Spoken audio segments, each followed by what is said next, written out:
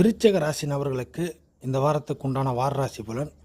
விருச்சிக ராசி நபர்களை பொறுத்தவரை ராசிக்கு 7ஆம் பாவத்தில் சுக்கிரனுடைய ஆட்சி அமைப்புகள் கிடைக்க வரக்கூடிய ஒரு சூழ்நிலை இந்த வாரத்தை பொறுத்த வரைக்கும். இதனால் என்ன நடக்குன்னாக்கா, விருச்சிக ராசி நபர்களுக்கு ஆப்போசிட் விஷயங்கள், எதிர்த்தரப்பினர், அடுத்தவர்கள் அப்படிங்கிற மாதிரியான சூழ்நிலையை பார்க்கும்பொழுது அவங்களால விருச்சிக ராசி நபர்களுக்கு நன்மைகள் உண்டு. புரியுதுங்களா? 7ஆம் பாவம் வெளுக்கிறதுனால 7ஆம் பாவத்துடைய சம்பந்தப்பட்ட விஷயங்கள் நம்பிக்கையாக செயல்பட வாய்ப்புகள் இருக்குது. வாழ்க்கை துணையால் நன்மை, நட்புகளால் நன்மை, கூட்டு சேர்க்கையால் நன்மை, பழக்க வழக்கத்தின் மூலியமாக சில நன்மை, அடுத்தவங்களோட ஒப்பீனியன் மூலியமாக சில நன்மைகள், திருமணம் சம்மந்தப்பட்ட பேச்சுவார்த்தைகள் இந்த காலகட்டத்தில் நன்மைகள். சூரியனோட சாரத்தில் தான் உள்ளே வரும். அப்படிங்கிறதுனால சூரியன் நல்ல நிலைமையில் இருக்குது. சம்பள வேலை விஷயத்தில் நன்மைகள் கிடைக்கும்.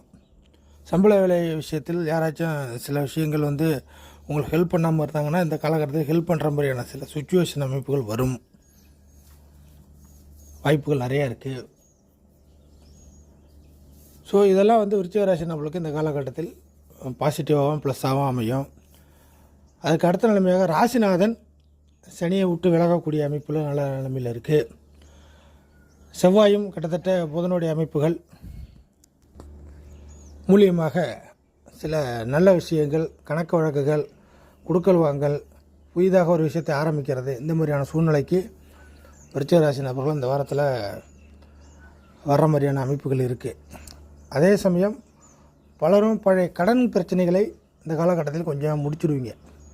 ஓரளவுக்கு சமாளித்து பழைய கடன் பிரச்சனைகளை கொஞ்சம் கொஞ்சமாக சரி பண்ணக்கூடிய அமைப்பில் வந்துடும்.